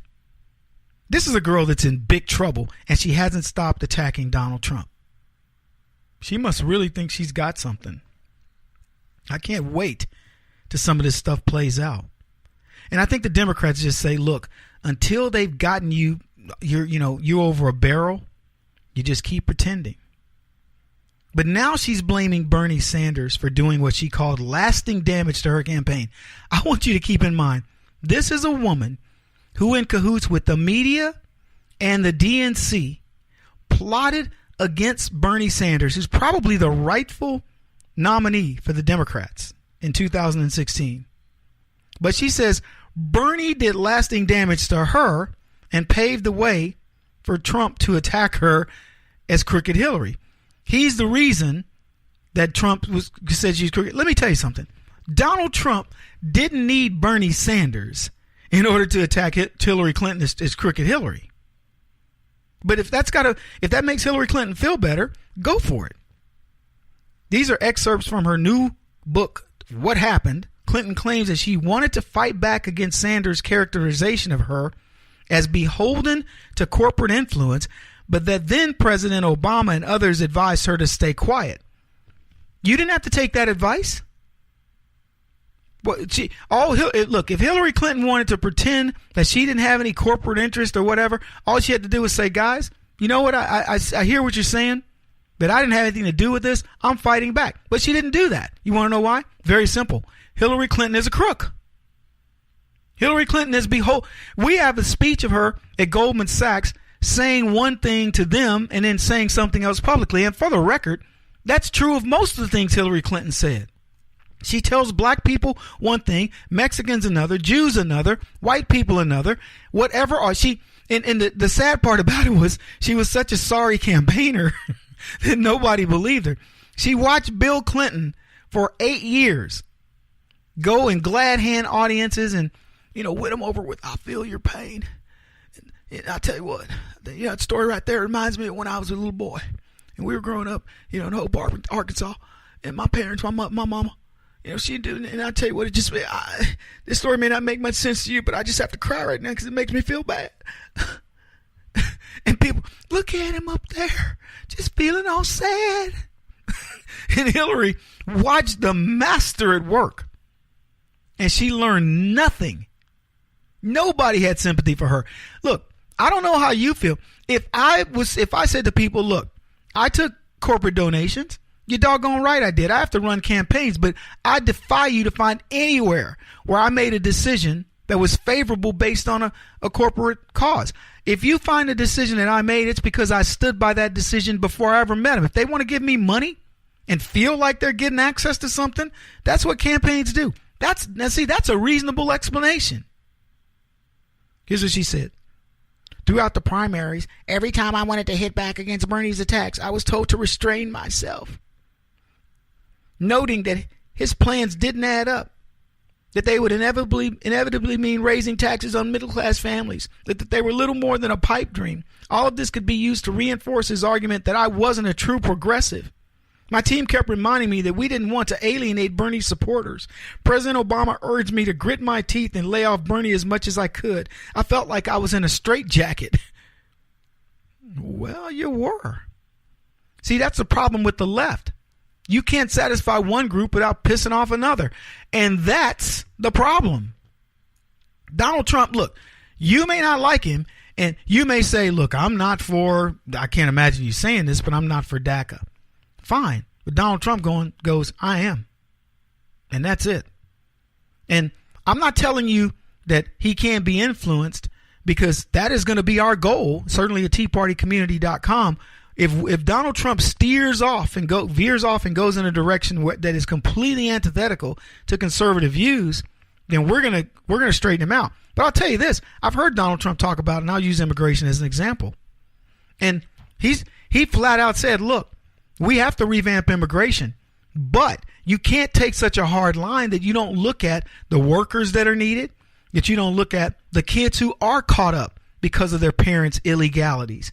You have to have some level of compassion to understand this, but we are going to address the problem in such a way that we knock out the majority of it. And it's going to catch a few good people in the net, but that's okay. Keep in mind, some people are going to get the benefit of this. There's nothing wrong with that. That's telling you the truth. The problem is the left, they hate the truth. Clinton ripped Sanders supporters, the so-called Bernie bros, claiming that some of the attacks against her were sexist and arguing that Sanders attacked her for raking in tens of millions of dollars for paid corporate speeches that made it possible for her to appeal to progressives during the general election campaign. So she's using her raking in money and saying, I needed that money so I could appeal to progressives. Here's what she wrote. Some of his supporters, the so-called Bernie bros, took to harassing my supporters online. It got ugly and more than a little sexist. She's still using the same old tired retread excuses for getting her butt kicked that she did right after the election. Hillary Clinton got her butt kicked because she's lazy, she's entitled, and she knew in her heart of hearts she was going to beat Donald Trump because she and the left had stacked every card against him that you possibly could. And the only thing that saved her, that saved Donald Trump, is the fact that we blew by it. People like us said, we don't care. We don't care what your media says. We're going to energize. And a lot of people who knew exactly who Hillary Clinton was, oh, she got 65.8 million people. How many of them were fraudulent? So she lost because she's a terrible candidate, and we warned them. Folks, DACA when we come back.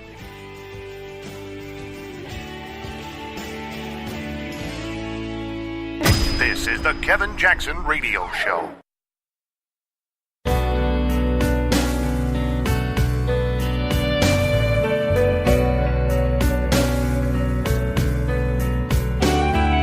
This is the Kevin Jackson Radio Show. You know what I want? I want dreamers to come from this country. Okay? You mentioned dreamers. Wait, you mentioned dreamers? I want dreamers to come from the United States. I want the people in the United States that have children.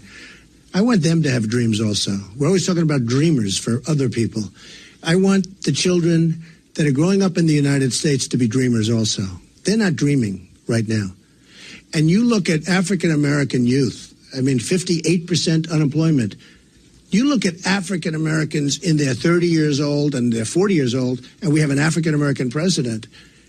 And he has not done anything for the African Americans in this country, okay? And he got a free pass, and he shouldn't have. Because if that were me or if that was somebody else, we would be taking over the calls, believe me. It would not be a good situation. President Obama has done nothing for the African Americans. You look at African American youth, you look at African Americans that are 30 years old, 40 years old, and 50 in their prime, the prime, and take a look at their statistics. It's very sad. Welcome back, everybody. Kevin Jackson here. I got to tell you, that is the knockout blow to the argument of dreamers. And leave it to Donald Trump to take something that the left has made, popularized the term dreamer. Some kid, some poor little Mexican kid coming to America unknowingly by his criminal parents and living the American dream at the expense of the American taxpayers.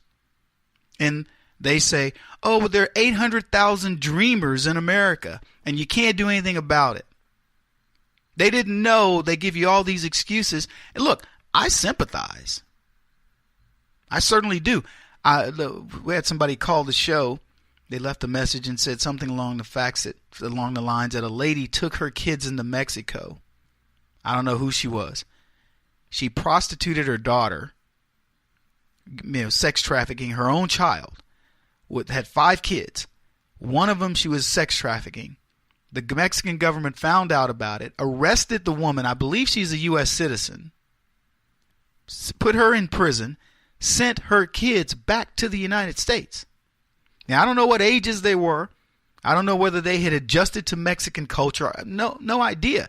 But here's what I'll tell you the Mexican government did. They didn't worry about the dreamers. And for the record, there are no American kids going to Mexico dreaming of becoming Mexican. And I don't know why, other than the culture, because I certainly love Mexican culture. They have a beautiful country. But why is it that they don't have an influx of American dreamers, people wanting to live the Mexican dream? There's no influx of Americans going to any country in the world saying, we're dreamers. When we go as retirees and say, you know what? We've loved America, but now we're in our waning years. We want to go look at beach in Belize or whatever. And they go and live out the remaining years and do whatever they do. But we don't inflict ourselves on other countries and then say, well, we're dreamers. But I love what Trump did there. Folks, I want you to understand the power of what he did and what he said. He turned dreamers back on the left.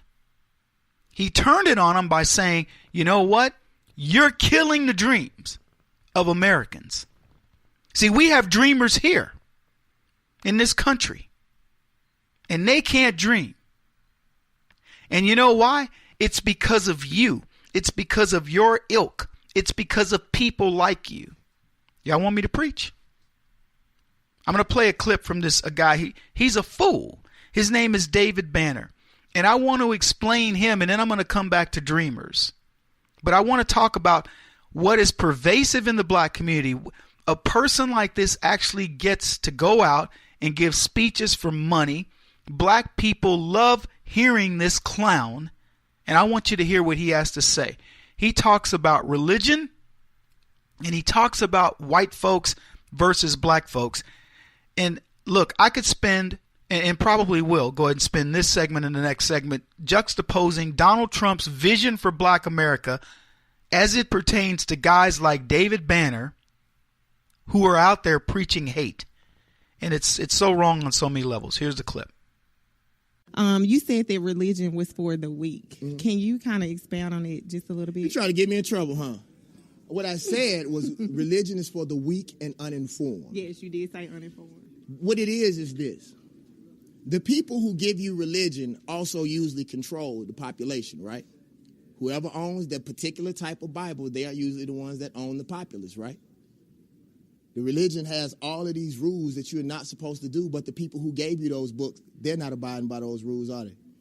White folks killing our kids every damn day, aren't they? Now, I'm going to stop it there for just a second because I promise you, folks, if you buy into anything he said so far, number one, you're crazy. But if you think he's a lunatic, wait till you hear the rest. But I want to stop for a second, and I want to talk about the concept of religion with him.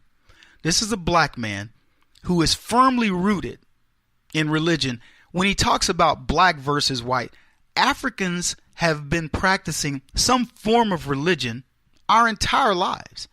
I mean, go back to the roots of Africa. We've got some idea. It may be wrong. Christianity was brought to Africa. And when you hear the rest of the clip, you'll understand how he says that our minds were corrupted with with whiteness, if you will. And so we now self-hate. He says most black people are self-haters. We hate who we are. Look, I'll tell you this.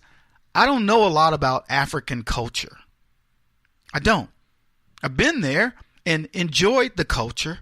I certainly understand it. I've seen enough National Geographics to go with my firsthand knowledge to say, it's interesting.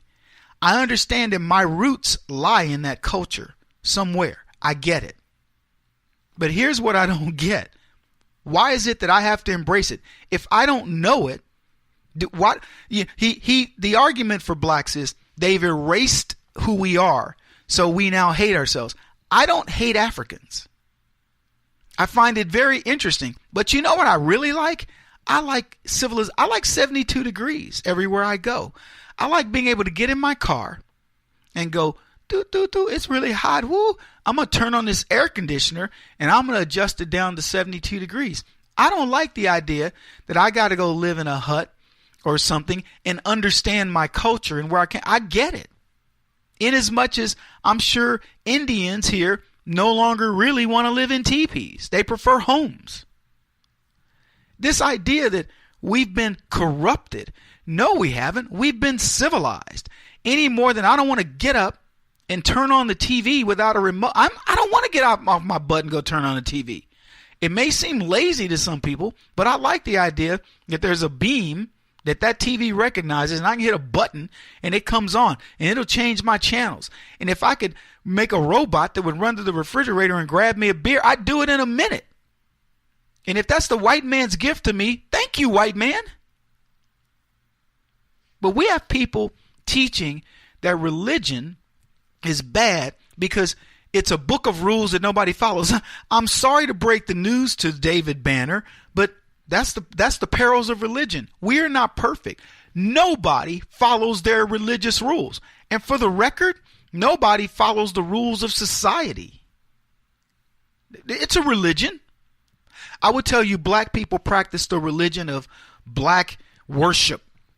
Okay? Do you think they practice it well? They claim Black Lives Matter. They claim there's all this ethnocentric black nonsense that where black people are like, we're going to shop at our own store. We're going to do this, that, and the other. And let me tell you, we do none of it. We don't trust each other because we know not to. It isn't based on some white man telling me, Kevin, man, you better not trust your cousin Eric. Listen, Kevin, you shouldn't trust Eric. You know, he's I'm just saying. No, if I don't trust my cousin Eric, it's because of what my cousin Eric did. And he didn't get it from some white dude. But we're teaching that there's some evil out there lurking. And guys like Banner are doing it. And what Donald Trump does when he says we have dreamers in the black community, and those dreams are being snuffed out by people like David Banner, by people who teach nothing but hate. They're dreaming. These kids want to be better. They want to stop thinking in colors. They don't. Why would a kid be born and you say to that kid, "Hey, you're black," versus that white kid, and because of your blackness, you're going to accomplish less? Why would you tell a kid that? Let's just say you believed it. Why would you tell him? Why wouldn't you empower that kid and say something positive? If you believed that by virtue of his, if you said something like, you know what? I'm going to expect you to work hard because, nothing comes easy in this world. I mean, where's the pep talk? There is no pep talk. So Donald Trump is taking the term dreamer and he's turning it on. I love this. Donald Trump is a marketing genius. He's saying, you want to know who the dreamers are? I'll redefine it for you. It is these young black kids who are being brainwashed. They have been stolen. Their dreams have been stolen. Kevin Jackson on the Black Sphere Radio Network. Do you owe back taxes to the IRS or state? The secret to avoiding the IRS nightmare is to seek professional representation. My friends at Security Tax Associates provide the most cost-effective and ethical representation in the industry while helping to avoid seizures, levies, and wage garnishments. Security Tax Associates is here to ensure that the appropriate steps are taken to permanently eliminate any possibility of future tax burdens once and for all. For a free, no-obligation consultation, contact Security Tax Associates, 844-779-4177. That's 844-779-4177. 844-779-4177. Or visit them at securitytaxassociates.com.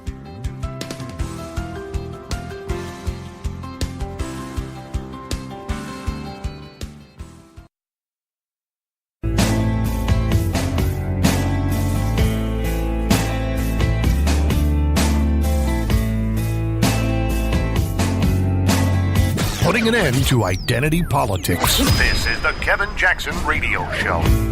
I want the children that are growing up in the United States to be dreamers also. They're not dreaming right now. And you look at African American youth, I mean, 58% unemployment. You look at African Americans in their 30 years old and they're 40 years old, and we have an African American president, and he has not done anything for the African Americans in this country, okay? And he got a free pass, and he shouldn't have. That was Donald Trump, quintessential Donald Trump, turning a phrase back on the left. Think of marriage. The left took the word marriage and bastardized it and made it something that it isn't. And Donald Trump is saying, you're not going to take the word dreamer and apply it to people coming into this country when the fact of the matter is you are stealing the dreams from kids in America right now, and it's because of race pimping. Guys, why do you think I wrote that book? I wasn't kidding about it. Look at the use of race to pimp. They use Mexicans and call them dreamers and say there are 800,000 kids that are over here because of their parents. They're talking about the kids of convicts, of criminals rather. They should be convicts. The kids of criminals who've come over here. 800,000 of them are living off of you, the generosity of the American taxpayer, not because you asked for them, but because somebody let them. And what about the 20 million, give or take, whatever the number is, of people that have come to this country illegally and are living however they are, mostly off of you? Kevin, they pay for themselves. 800,000 kids are paying for themselves. You really believe that? Oh, their parents are. Okay, so let's take the number of them that are in prison, and then let's go look at the number of people that hit our welfare system, that are in our schools, that are all the things that they're, and you try to tell me it's a cost positive thing. Forget cost positive. It isn't. They're culturally slowing us down in our schools. These are kids that don't go to school with Nancy Pelosi and their kids and grandkids. They go to the inner city schools and they slow down the very people who need the top-notch education from that this country has to offer. But I want to go back to this race pimp, David Banner. I want you to hear what he has to say to young black kids about being American. Black folks always say, well, black folks is killing black folks. Why are we going to talk about white folks killing black folks when black folks killing black folks? First of all, it ain't the same thing. If you my sister, I can talk about your raggedy ass every day, but let somebody else talk about y'all knock their face off. But the fact is this, I'm going to prove to you all right now that that's not true, all right? And you may have heard me say this before. Isn't the central processing unit of a computer based on the human brain? Yes or no? Central processing unit, right? So I told y'all before that culture is about language, history, family, and all of these things, right? So let's say if a computer programmer erased all of the history off a central processing unit, right? And then they uploaded a virus, right? When the computer started freaking out, would you blame the central processing unit or the programmer? Africans did not come over here as because that was a program. We have been programmed. Black folks don't even know why they hate themselves the way that they do. They hate themselves because they've been programmed to want to be a white person. And white people disdain the fact that they can't grow their hair like you. And in actuality, what people don't know, I'm going to tell you something about white folks you may not know. White folks really hate you, not so much, well, they are racist, but for the most part, some white people, a lot of them, hate you because it's survival. You are the dominant gene. If black people keep having sex at the rate that they do, they will annihilate everybody else in the population because you are the dominant gene. If you put a black and a white person together, you're going to have a black child. You are killing them just by existing. So I mean, saying that, black people have to learn to love each other. If you want to find more love, come to Free Lines tonight. Alcohol is all on David Banner. They say I'll never give back, so I'm giving back a whole bunch of alcohol tonight. And I'm sorry, and I mean all this positive stuff that I'm saying tonight, but we turning up. That had to be one of the most disgusting things I've heard on so many levels. Welcome back, everybody. Kevin Jackson here. Where do I start here? So, first of all, he says, Black folks killing black folks isn't the same thing. In other words, if I talk about your raggedy butt as a black person, I can say it because I happen to be black.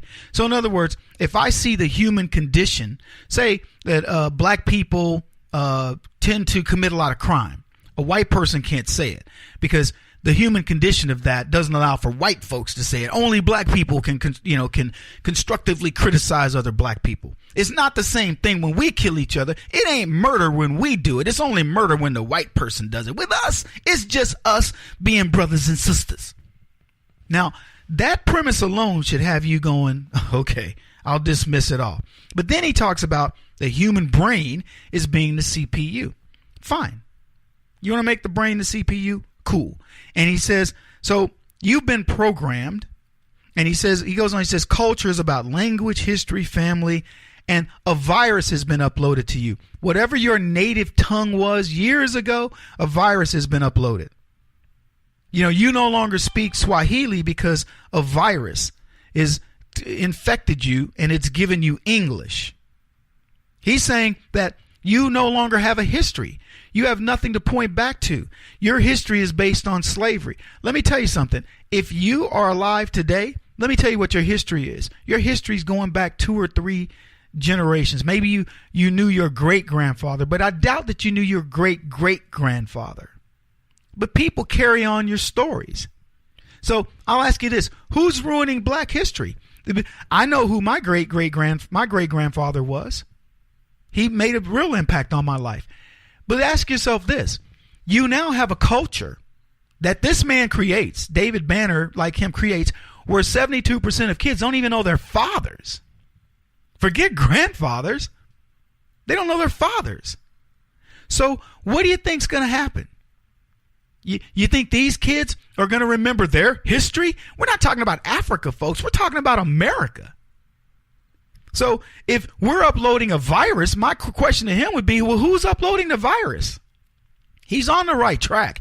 It's the white man. It's who does he blame, though? It's the Democrat white man that's uploaded this virus. And he claims that because you want the whole family, which, by the way, is what you had in Africa. White people are just saying, hey, have your whole family, but you can have it in a house, with a car, with a job. Maybe you own your own company and you could be watching TV as opposed to what you might have had you grown up in Africa, which I don't know what that could be. You might have been a prince. You might have been a princess, a king. But he says we're programmed to want to be white. I don't know what his programming is. I'm programmed to want to be Kevin Jackson, the host of the Kevin Jackson Show.